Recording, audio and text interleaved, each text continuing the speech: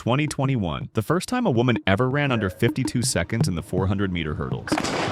The world record is 52.16. Sydney McLaughlin gets ahead of the world champion and the Olympic champion. Sydney's time is now. And what does that time look like?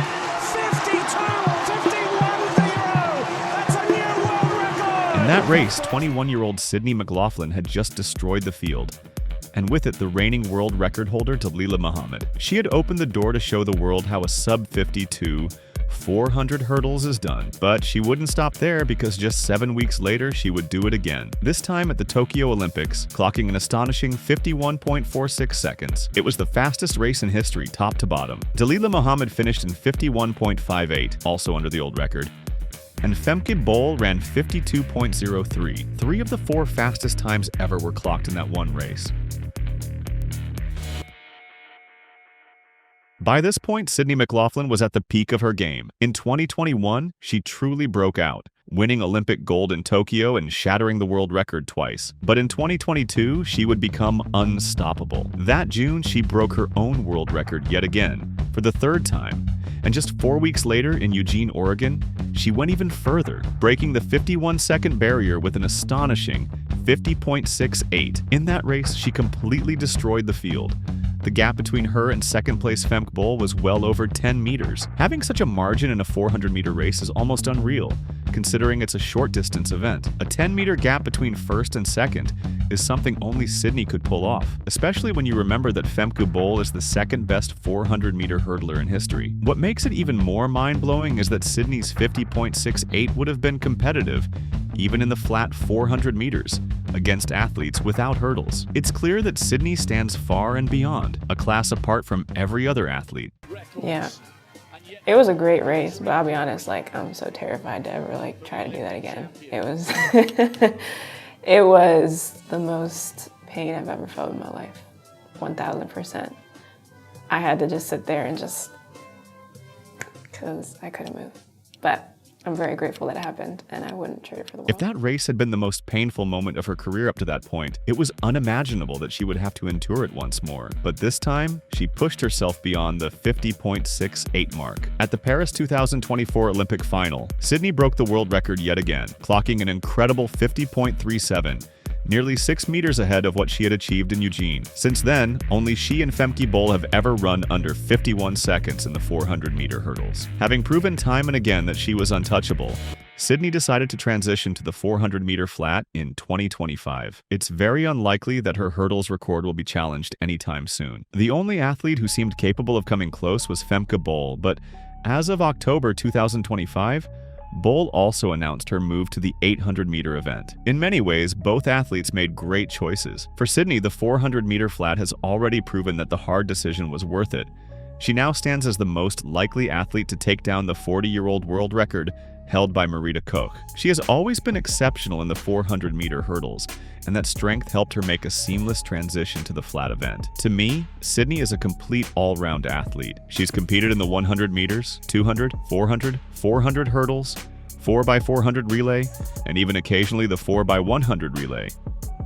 Before we think about Sydney's next challenge after she breaks the 400-meter world record, whether it's the 200 or the 800, we first have to understand that even though she seems clear to break Marita Koch's world record, it's still not an easy task. For context, Koch's world record of 47.6 was achieved because she managed to clock the first 200 meters in 22.4 seconds. That means, for the final half lap, she ran a 25.2-second 200 meter. It's almost impossible to run a negative split in the 400. Even Wade van Niekerk ran a faster opening 200 and decelerated in the final stretch, which is very understandable. For a 400-meter runner, you have to gain margin on the rest of the field in the first 200 as you approach the bend. This is where the athlete either takes control or loses it. Obviously, it's not the only crucial part, because battling lactic acid in the last 100 is also a major challenge. For a world record, Sydney would need to get off fast enough from the blocks and avoid deceleration in the final 200. That's what every 400-meter world record holder has done in their best races, both men and women. First of all, Marita Koch was a bit better in the 100 and 200 compared to Sydney. If you pull up a table showing their best times in the 100 meters and 200 meters, you'll start to see that to be a better 400-meter runner, you also need to post faster times in the shorter sprints. Marita Koch was built differently. In 1983, she actually placed top 3 in all 11 100-meter races she took part in and won 5 out of those 11 races. For a 400-meter runner, that made her a huge threat. She had both sprinter speed and stamina. She was what I would consider the perfect 400-meter runner. That same year, 1983, in the 200 meters, she won 8 out of 10 races, and for the 2 that she didn't win, she came in as second. At the start of her career, Koch was predominantly a 200-meter runner, and this, I think, gave her an edge over every other athlete in the 400 in terms of speed. As for Sydney, she's close. Even though her 100-meter and 200-meter times don't match Marita's excellence, they are still impressive. Sydney's personal best in the 100 meters is 11.07, which she set back in 2018 while she was just 17 years old. She hasn't run any faster since. We can argue that's because she's had very few chances to compete in the 100 meters, but that 11.07 was way above the allowable legal wind limit, a positive 3.5 tailwind, which gives a huge advantage. So, as impressive as it was, Sydney hasn't yet managed to run a sub-1100 meter. As for Marita Koch, she was running 10.83 range in 1983. These outstanding times would have been fast enough to win a bronze medal, even by today's standards. If she ran that time at the 2025 Tokyo World Championships final, she would have actually placed third. And then there's the 200 meters. This is where the real gap between Sydney and Marita shows. While Sydney clocked 22.07 in 2024, Koch was simply faster. In 1979, she ran 21.71 seconds, a world record that stood for 9 years before Florence Griffith Joyner finally broke it in 1988. Even today, that time still ranks her 10th on the all-time list more than 4 decades later. That's how far ahead Marita Koch was. Again, a prime athlete, even though I understand that some in the track and field community would argue that she might have not been participating fairly, considering that these times were posted during the East Germany dominance era of 1970 and 1980, which turned out to be highly state-supported and notorious for systematic doping programs.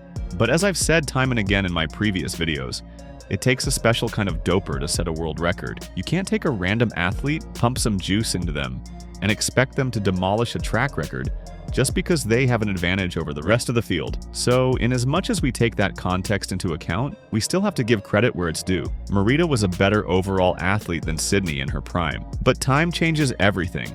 Records that once felt untouchable eventually fall.